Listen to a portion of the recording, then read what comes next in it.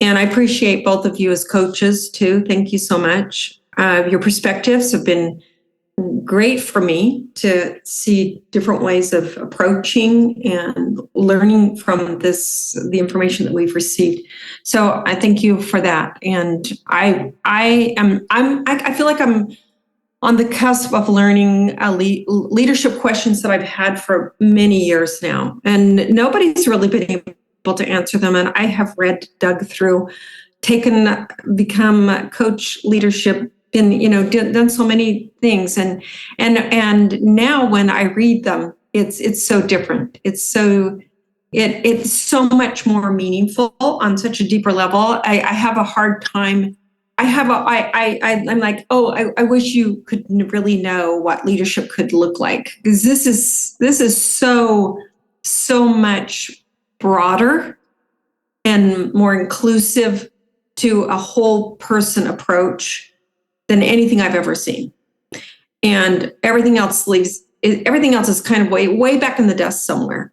So I appreciate where I think I am now. And also it's helped me how to have a lot more confidence in the things that I kind of innately did that I could see worked, but I couldn't figure out why they were working and what I was doing differently, really. I would look at it and think, well, gee, okay, I see that. And even if I tried to replicate it, I really wouldn't know what it was that I was getting out of it to make it continue forward for different types of people as well.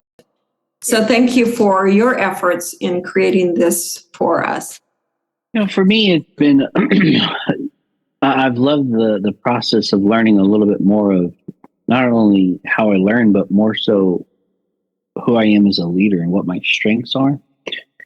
I've also enjoyed learning more so. It reminds me of what you guys talked about when we were deciding whether or not to join or not to join.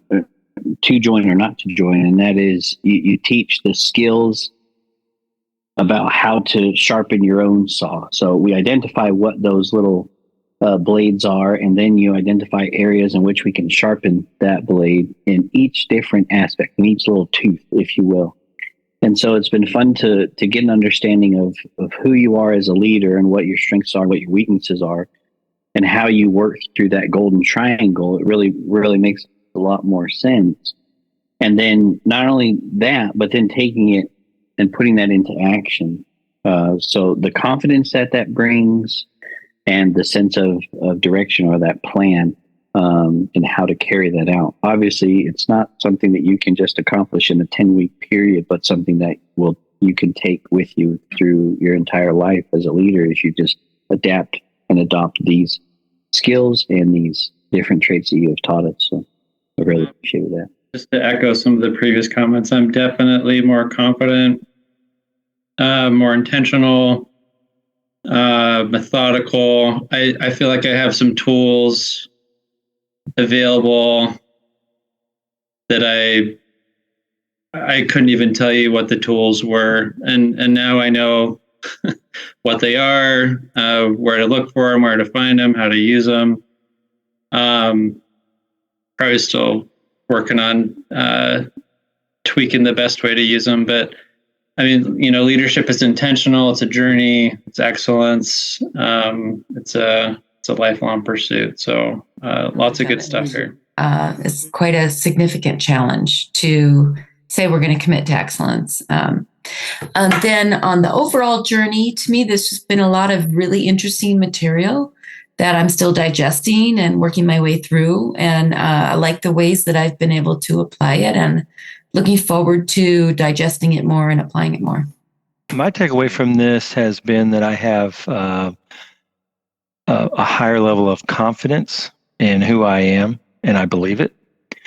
The I am statements, really understanding my leadership style, some of the attributes that I have, also recognizing the ability to bring out the derailers of those strengths, recognizing them and allowing myself to be more courageous and pursuing the positive aspects of my leadership strengths. So much more confident in who I am. I know who I am, and I believe it. overall, life-changing, really life-changing, and changing my whole approach to leadership and how I view myself and view others, and how I can really bring world-class, excellent leadership to what I need to.